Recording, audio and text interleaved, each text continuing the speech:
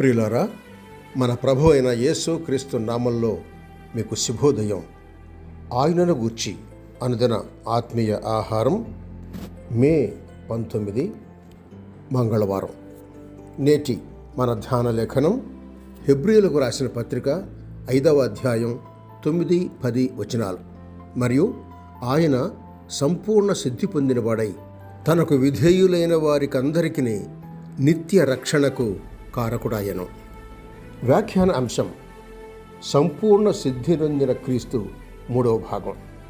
వ్యాఖ్యాన అంశం: సంపూర్ణ సిద్ధి నొందిన క్రీస్తు, 3వ భాగం. వ్యాఖ్యానం: సంపూర్ణ సిద్ధి నొందిన క్రీస్తు రక్షణ కార్యాలు. మొదటిగా సంపూర్ణమైన రక్షణకర్త.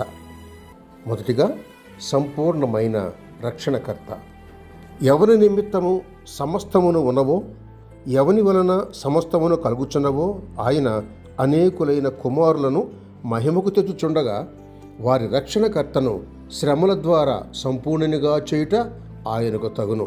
2వ అధ్యాయం 10వ వచనం. యేసు ఈ లోకానికి ఎందుకు వచ్చాడో ఈ వాక్యం వివరిస్తోంది.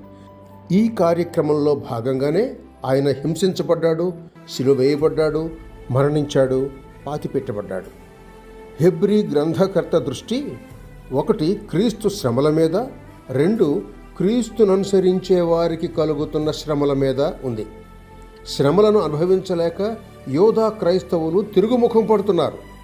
అందువల్ల రచయిత చెబుతున్నదేంటి? సిలువ శ్రమలు అనుభవించిన క్రీస్తే రక్షణ కారకుడు. అందువలన పునరుద్ధానుడయ్యాడు, ఆ తరువాత ఆరోహణుడయ్యాడు, ఆ తరువాత పరిశుద్ధాత్మను పంపించాడు. శ్రమలకు ఆత్మానుభవానికి సంబంధం ఉంది అని రచయిత నిరూపించి, ఆయన రక్షణాధారము గనుక ఆయనను విడిచి వెనకకు తిరగవద్దని రాస్తున్నాడు. క్రీస్తు శ్రమపడి చనిపోయినందువలనే కదా పరిశుద్ధాత్మ విడుదలయ్యాడు.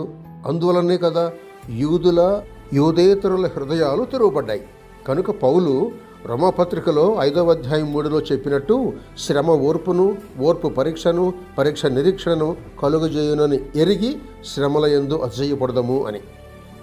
పేతురు భక్తుడు తన మొదటి పత్రిక 1:7లో నశించిపోవు సువర్ణము అగ్ని పరీక్ష వలన శుద్ధపరచబడుచున్నది కదా అన్నాడు. అలాగే శ్రమల కొలిమిలో విశ్వాసులను శుద్ధి చేయడం అనే పని దేవుడు చేస్తున్నాడు.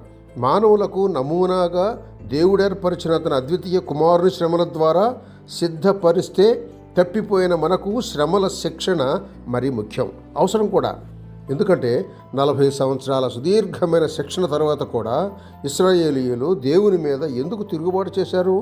వారు తమ శరీరాన్ని ఆస్పదం చేసుకున్నారు కనుక తమ దృష్టి భోజన పానీయాల నుండి మరల్చలేకపోయారు. ఆయన విశ్రాంతి కలుగు చేస్తాడనే విశ్వాసం కలిగి ఉండలేకపోయారు. ఇది మానవ నైజం.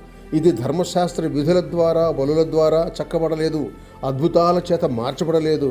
కనుక దేవుడు ఈ పాప స్వభావాన్ని సిలువ వేయడానికి అనుమతిస్తున్నాడు.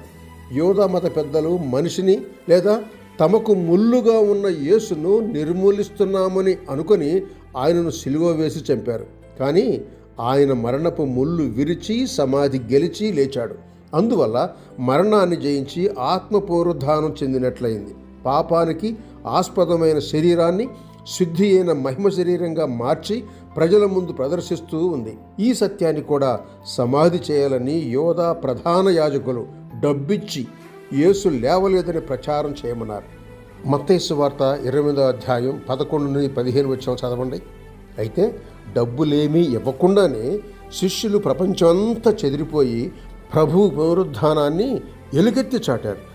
చావటానికి సిద్ధమయ్యే ఈ పని వారు చేశారు. అందుకు ప్రతిఫలంగా పరిశుద్ధాత్మ అనేక మంది కుమారులను మహిమపరిచి వారికి బహుమతిగా ఇచ్చాడు. వారు జీవితానికి పరమావధి రుచి చూపించారు. దేశ దేశాల్లో దేవుడంటే ఏమిటో, నిజమైన దేవుడు ఎవరో ప్రదర్శించారు.